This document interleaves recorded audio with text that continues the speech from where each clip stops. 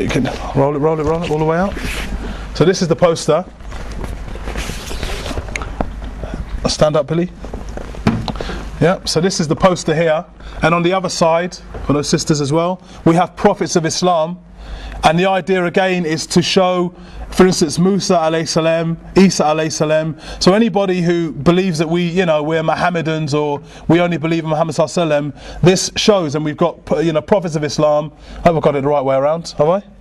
Yes? Is it upside down? Yeah. No, it's not. Okay, and it's got peace be upon him all at the end. So that's the idea of this particular banner, inshallah.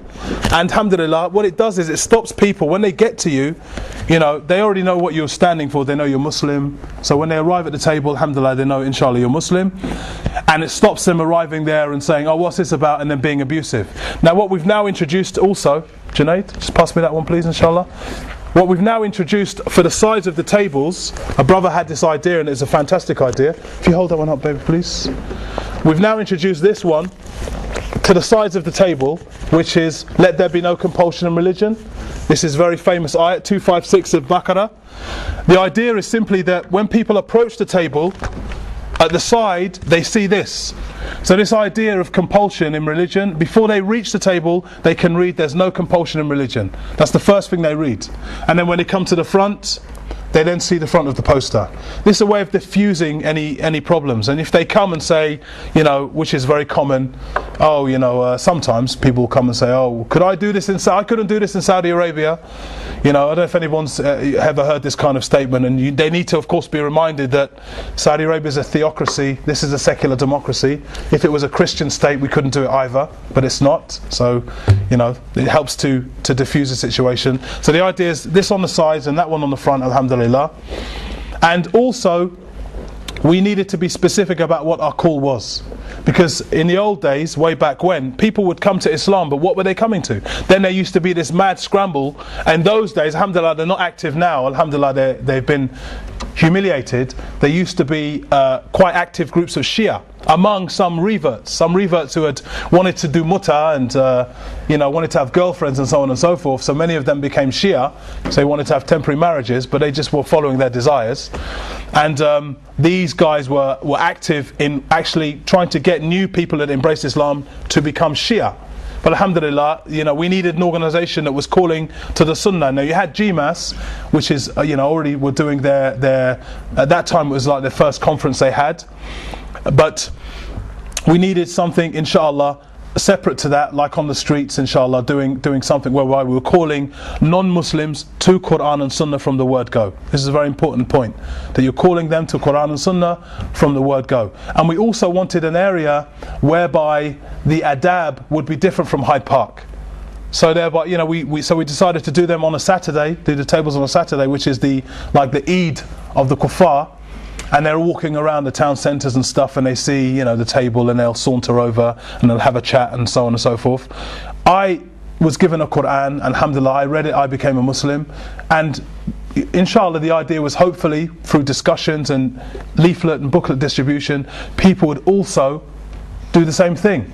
That was the idea, and alhamdulillah now we've got sort of 12 years later, and we have now had over 1,000 people embrace Islam since we started the project 12 years ago, alhamdulillah. So, now regarding the dawah tables, what's very important, I need to make this point very much to you brothers and sisters here, is people will often come up with this excuse, oh, I don't have any knowledge, I don't have any ilm. You just teach what you know, nothing more. Whatever you know, tell them about. What you don't know, as our Shaykh Imam Malik, when he was asked a question which he didn't know, so tell them Imam Malik doesn't know. So if you don't know, and you're humble, and you don't like to run around in circles trying to create some strange answer, people have more respect for you. So if you don't know, just tell them you don't know. Saying that, no one comes up to you on the table and says, a non-Muslim, Shafi'i in his Risala said this, but Malik's Muwatta, he said that. I mean, they're not coming with fiqhi, twisty, very difficult questions. They're kuffar, they're just coming with stupidity, It's kind of straightforward. So it's quite easy, alhamdulillah, to answer them. It's not like, You know, so brothers get confused. They kind of imagine people are going to come up to them with Fath al-Bari and, you know, say, oh, this point here, and you're going to be very confused. No, it's straightforward. These people are non-Muslims. They ask stupid questions. You be patient with them, inshallah, and be kind and listen to them, even though what you hear is crazy sometimes. And inshallah, with good manners and good adab, you know, you give them the answer. So that's basically the IPO Dawah Table project. It was just an idea, an opportunity to give Muslims somewhere to go out and give dawah. And there's been no more important time than the period, of course, that we're in now.